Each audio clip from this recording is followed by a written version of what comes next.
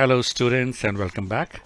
Today we are going to do the MCQ and short answers for the chapter Power Sharing for class 10th.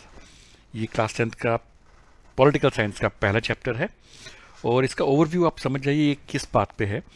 इसमें we resume our tour of democracy which was started in class 9th.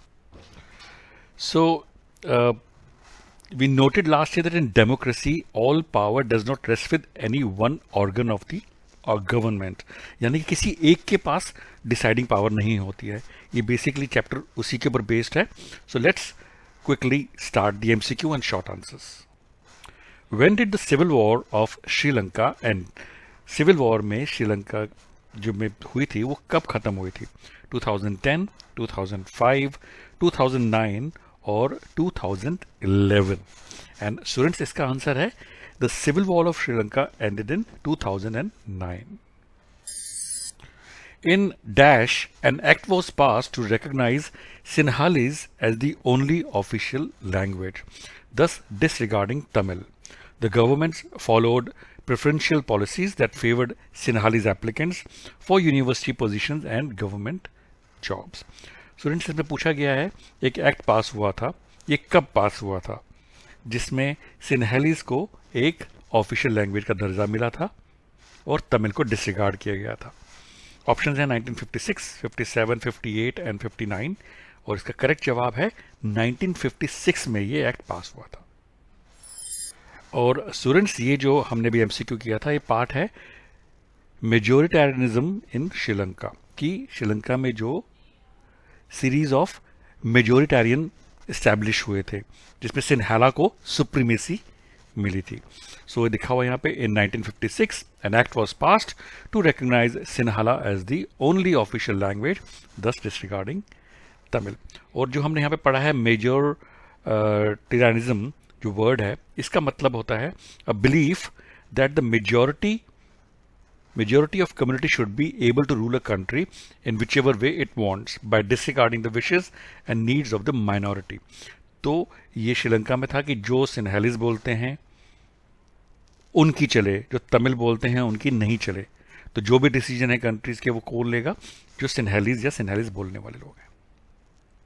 In the capital city of Brazil's 80% of people speak English, Dutch, French और German. So students जो Brazil city है उसमें जो 80% जो people हैं they speak French and the rest 20% speak Dutch. So answer for this is French. Which is the state religion of Sri Lanka? Hinduism, Islam, Christianity और Buddhism. तो श्रीलंका है उसका स्टेट रिलीजन कौन सा है? हिंदुइज्म है, इस्लाम है, क्रिश्चियनिटी है या बुद्धिज्म है? और इसका आंसर स्टूडेंट्स है the state religion of Sri Lanka is Buddhism. The community government, ये एक अलग टाइप की गवर्नमेंट होती है. This is another type of government. Is elected by people belonging to one language community, Dutch, French and German speaking. इनकी powers क्या क्या होती हैं? What powers does it hold? Cultural, educational and language related issues, political issues, defence related issues और all of the above. So students एक अलग type की government भी होती है जिसको कहते हैं कम्युनिटी गवर्नमेंट. ये पीपल इलेक्ट करते हैं, अपने लोग इलेक्ट करते हैं और इनके पास जो पावर्स होती हैं they have the powers of cultural, educational and language related issues की. मतलब कि हमारी कंट्रीज में कल्चरल को लेके क्या डिसीजन होने हैं, एजुकेशन को लेके क्या डिसीजन होने हैं and all this. Choose the incorrect statement. So students हम इसमें जब ऐसे एमसीक्यू आते हैं it gives you an opportunity to learn about the chapter also. तो हम पढ़ते हैं. पहला ऑप्शन है in Belgium leaders realise that unity of the country was possible only by respecting the feelings and interest of all communities. ये बिल्कुल सही बात है. This is correct. So this is not an incorrect statement. उसके बाद the next is both of them dealt with the question of power sharing similarly. ये गलत है. Belgium and Sri Lanka are democracies, ये सही है.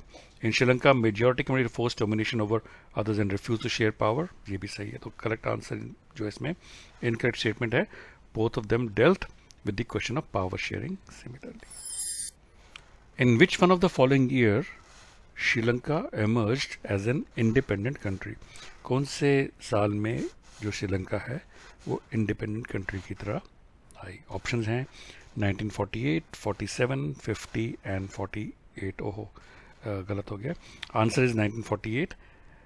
दो बार टाइप हो गया. सो answer is 1948, 1948. And the next MCQ question, this is based again on Sri Lanka. By the 1980s, several political organizations were formed demanding independent Tamilalam or state, priority and jobs for Tamils, certain rights or sovereign state. And answer for this, students, is by the 1980, political organizations were formed demanding independent Tamilalam or state. The idea of power sharing has emerged in opposition to democracy, undivided political power under one sector, monarchy or dictatorship. So students, answer for this is जो power sharing है, it has emerged in opposition to undivided political power. यानी कि जो power है वो divide ना होके किसी एक बंदे के पास या एक इंसान के पास या एक group of people के पास हो, तो उसके opposition में power sharing emerge हुई है. So answer is undivided political power. Power can be shared in modern democracies in the following ways: among different social groups, among various levels, among different organs of the government, or all of the above. And students, answer for this is all of these three options are correct. So answer is all of the above. It can be shared among different social groups, among various levels, and among different organs of the government. So all of the above. What led to tensions between the Dutch-speaking and French-speaking communities in Belgium during the 1950s and 1960s? Students, एक question है कि ऐसा क्या reason था जिसके कारण Dutch speaking और French speaking community के बीच में टेंशन हो गई थी in Belgium during 1950 and 60? Option है the minority French speaking community was richer and more powerful than the majority of Dutch speaking community. So पहला ऑप्शन है कि जो वहाँ पे फ्रेंच स्पीकिंग कम्युनिटी थी वो ज़्यादा वेल ऑफ थी, उनके पास ज़्यादा पैसा था अगर कंपेयर करते हैं डच स्पीकिंग कम्युनिटी से. दूसरा ऑप्शन है both the communities were equal in socio economic ladder and this for resented by the French speaking.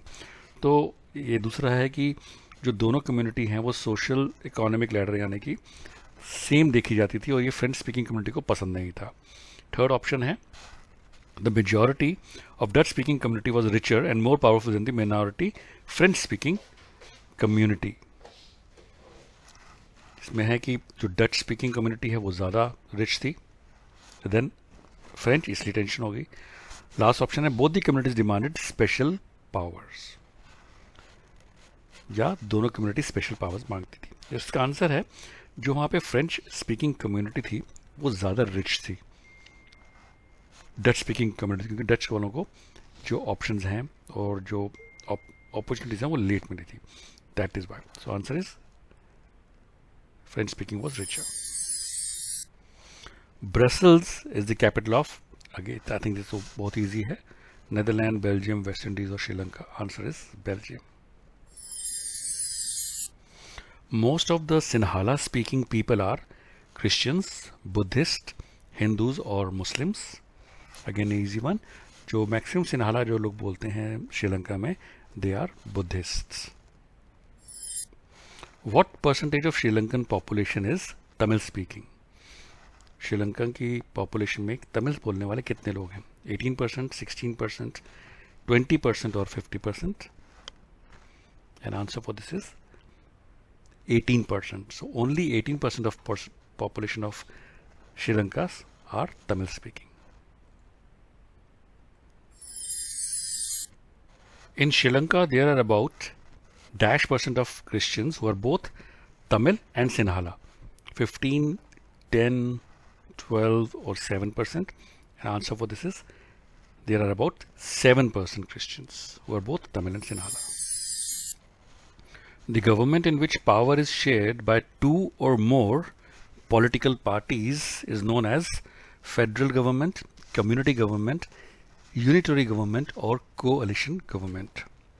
ये तो बहुत easy है. I think आपने देखा ही होगा इंडिया में कई बार ऐसा हो चुका है. This is known as coalition government. So answer is coalition government.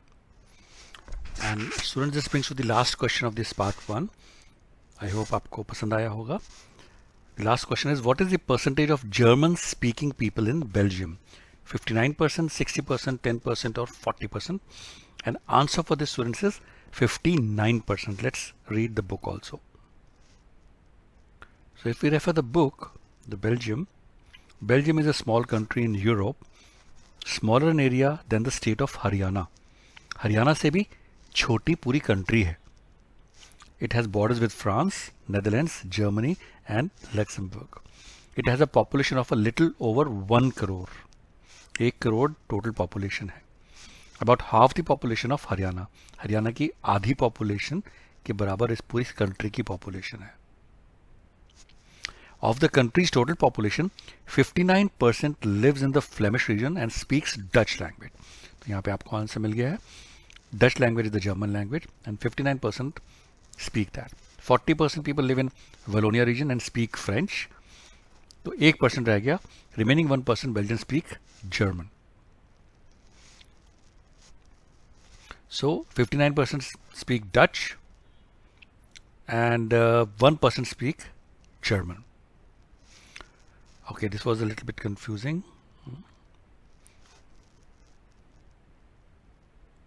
So basically this is the question related to German speaking or Dutch speaking. If you see, the options are not here for 1%. So German speaking or Dutch speaking people in Belgium. So we have got the answer. It is 59%. Okay, thank you students for watching this video. I wish you all the success and good luck.